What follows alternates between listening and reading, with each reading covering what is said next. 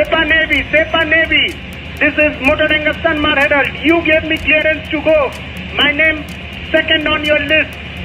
You gave me clearance to go. You are firing now. Let me turn back. সম্প্রতি Hormuz প্রণালীতে ভারতের দুটি তেলবাহী জাহাজে গুলি ছোড়ে ইরানের নৌবাহিনী। এ সময় সানমার হেরাল্ড নামের একটি জাহাজ থেকে ইরানের সেপা নেভির সাথে যোগাযোগের চেষ্টা করা হয়। ভাইরাল আরও এক রেডিও বার্তায় হুঁশিয়ারি দিয়ে বলা হয়, হরমুজ পাড়ি দিতে হলে সেফা নৌবাহিনীর অনুমতি লাগবে। প্রশ্ন হলো, ইরানের সেফা নেভি আসলে কারা?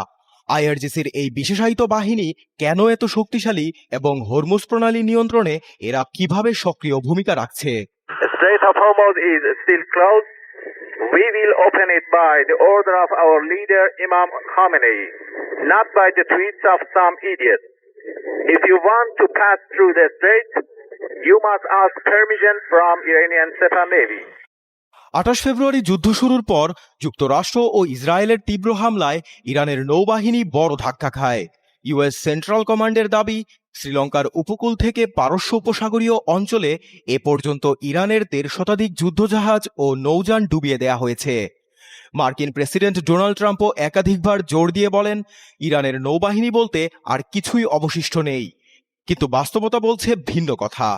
মার্কিন নৌ অবরোধ থাকা সত্ত্বেও হরমুজ প্রণালীর নিয়ন্ত্রণ এখনও পুরোপুরি ইরানের হাতেই রয়েছে।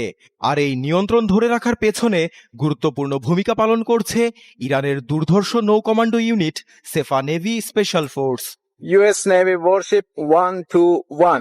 This is Sepa Navy Station.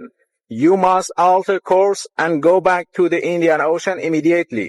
1980-এর দশকের শুরুতে ইরাক-ইরান যুদ্ধে এবং 1988 সালে অপারেশন প্রেইং মেন্টিসে মার্কিন নৌবাহিনীর সাথে সরাসরি সংঘর্ষে ইরানের নৌবাহিনীর ব্যাপক ক্ষয়ক্ষতি হয়। আর সেই তিক্ত অভিজ্ঞতা তেহরানকে বুঝিয়ে দেয়, আধুনিক নৌশক্তিকে রুখতে বিশেষায়িত কমান্ডো সক্ষমতা গড়ে তোলার বিকল্প নেই। সেই প্রেক্ষাপটেই 2006 সালে গঠিত হয় Islamic Revolutionary Guard Corps Navy IRGCN এর এলিট কমান্ডো ইউনিট সেফা নেভি স্পেশাল ফোর্স বা SNSF।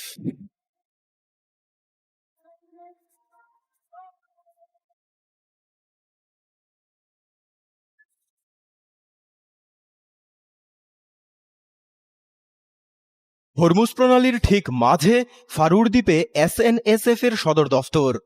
এখান থেকেই বিশ্বের ব্যস্ততম সামুদ্রিক চোখ পয়েন্টে নজরদারি, নিয়ন্ত্রণ ও বিভিন্ন ধরনের বিশেষ অভিযান পরিচালনা করে বাহিনীটি। এতে মার্কিন ডেল্টা ফোর্স ধাঁচের অপারেটর, ফ্রগম্যান বা ডুবুরি, স্নাইপার সহ দক্ষ বিশেষজ্ঞ সেনাদল রয়েছে। এরা মরু অঞ্চল, রুক্ষ পর্বত, আর্কটিক ও সামুদ্রিক পরিবেশে গেরিলা যুদ্ধ এবং হেলিবর্ন অপারেশনে বিশেষভাবে প্রশিক্ষিত। ইউএস নেভি সিলের আদলে গঠিত বাহিনীটির প্রধান দায়িত্ব এন্টি সাবোটেজ মিশন, জিম্মি উদ্ধার এবং সার্চ অ্যান্ড সিজার অপারেশন পরিচালনা করা। পাশাপাশি তারা অ্যাসিমেট্রিক যুদ্ধ পরিচালনায়ও সমানভাবে পারদর্শী।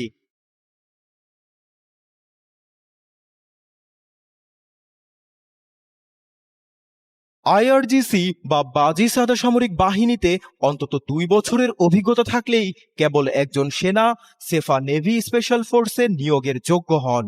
তবে এর জন্য অত্যন্ত কঠোর বাছাই প্রক্রিয়া পাড়ি দিতে হয়, যেখানে মাত্র 10% প্রার্থী সফল হন।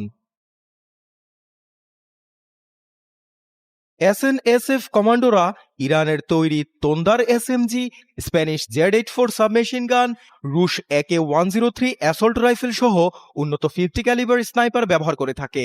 তাদের ভারী অস্ত্র ভাণ্ডারে আছে 120 থেকে 170 কিলোমিটার পাল্লার নূর অ্যান্টিশিপ ক্রুজ মিসাইল, 300 কিলোমিটার কাদের ক্রুজ মিসাইল সহ ফাতা 360 ব্যালিস্টিক মিসাইল, যা নির্ভুলভাবে সামুদ্রিক লক্ষ্যবস্তুতে আঘাত হানতে সক্ষম।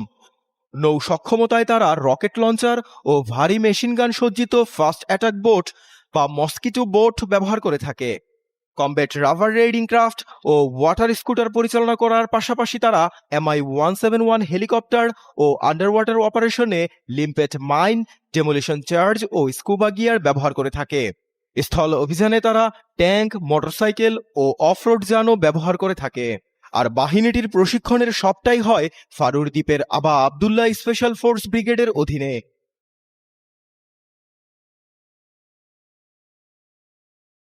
2026 সালের যুদ্ধ ছাড়াও এই ইউনিটের আছে গ্রেট প্রফেট সিরিজের সামরিক মহড়ায় নিয়মিত অংশ নেয়ার অভিজ্ঞতা, যেখানে তারা জাহাজ আক্রমণ, সোয়ার্ম ট্যাকটিক্স ও উন্নত উভচর অভিযান প্রদর্শন করে।